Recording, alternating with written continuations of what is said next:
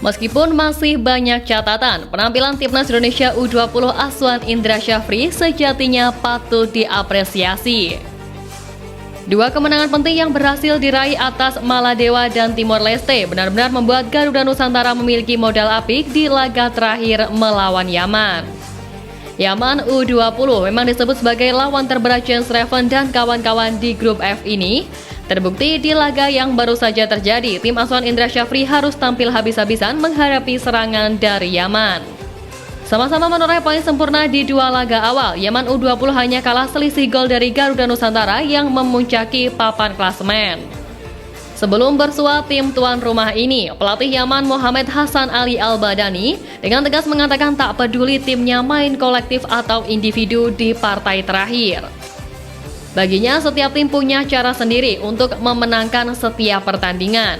Ia bahkan dengan sombong mengatakan bahwa adanya game plan seperti itu membuat timnya hanya mendapat satu kartu kuning dan tidak ada kartu merah di dua laga sebelumnya.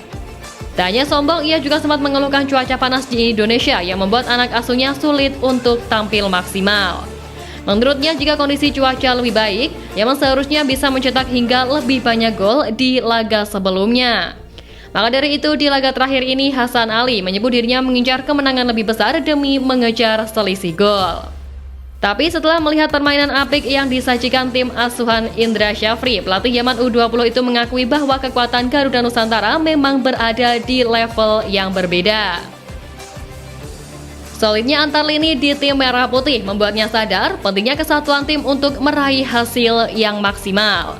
Hassan Ali pun memuji performa impresif para punggawa Garuda Muda yang sukses menyabet posisi puncak klasemen dan lolos Piala Asia U20. Di lain sisi, pelatih Timnas Indonesia U20 Indra Syafri juga turut memuji kiprah Yaman U20 di partai terakhir ajang bergengsi level Asia tersebut.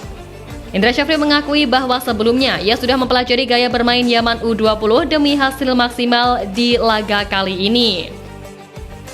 Indra juga mengatakan bahwa dirinya sudah mempersiapkan susunan pemain terbaik untuk melawan tim terberat di grup F itu. Bagi Indra, tim asuhan Mohamed Hassan Ali Al-Badani tersebut memiliki skuad yang mempunyai kemampuan di atas rata-rata. Bahkan pemain penyerang mereka yang sudah mencetak 2 gol melalui sundulan kepala yakni Shannon Rashad menjadi pemain yang paling diwaspadai oleh Indra. Build up apa yang dimiliki Yaman menjadikan skuad asuhannya tampil lebih ngotot di laga penentuan ini. Raihan apik yang kembali ditoreh oleh pelatih spesialis timnas level usia ini pun sukses membungkam banyak pihak yang sempat meremehkan timnya. Hasil ini sekaligus membuktikan bahwa Indra Syafri jelas banyak memiliki andil dalam kesuksesan menangani timnas Indonesia. Ya, seperti yang kita tahu, timnas Indonesia asuhan Coach Indra berhasil memboyong medali emas SEA Games pada peringkat 3 klasemen akhir SEA Games 2023 Kamboja lalu. Selain itu, pelatih berusia 61 tahun tersebut juga sukses membawa timnya menjuarai ajang bergengsi level ASEAN yakni Piala AFF U19 pada Juli lalu. Atas prestasi tersebut, banyak yang kemudian membandingkan Indra dengan pelatih asal Korsel Sintayong yang belum berhasil membawa trofi apapun bersama timnas Indonesia senior. Kendati demikian, Indra Syafri sempat mengungkapkan salah satu momen unik saat dirinya tak jadi dipecat oleh PSSI. Awalnya pelatih berusia 61 tahun itu mengaku biasa saja dan hanya berpikir bahwa olahraga yang di dalamnya ada sepak bola bukan hanya bicara kalah menang. Akan tetapi ada nilai-nilai lain yang harus disampaikan seperti nilai persatuan, nilai respect, kebersamaan, dan lain sebagainya. Pertama kali mendapat kepercayaan sebagai pelatih kepala untuk mengasuh timnas Indonesia U16 pada tahun 2011, untuk berlaga di ajang Piala Asia Bangkok, Indra Syafri gagal membawa timnas Indonesia dan hampir dipecat PSSI kala itu. Sebenarnya dirinya tak menyangka bisa menjadi pelatih timnas yang ditunjuk saat itu, sebab dirinya masih tergolong orang baru dan tidak memiliki background sebagai pelatih tim nasional.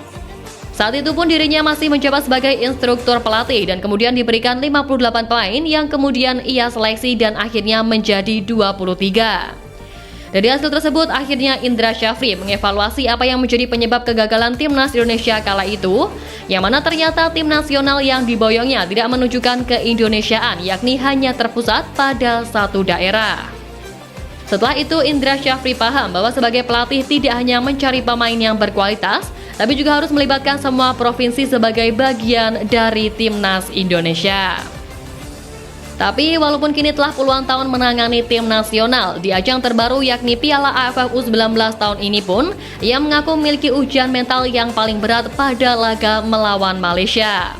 Menurutnya itu bukan semata-mata soal kemampuan teknis yang menjadi tantangan utama, melainkan beban psikologis yang begitu besar dalam duel klasik kedua negara.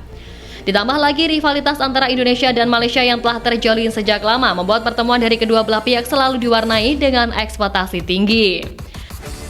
Namun demikian, kemenangan yang diraih Garuda Muda kala itu membuat Indra Syafri berharap tim asuhannya dapat terus berkembang dan meraih prestasi yang lebih baik lagi di masa mendatang.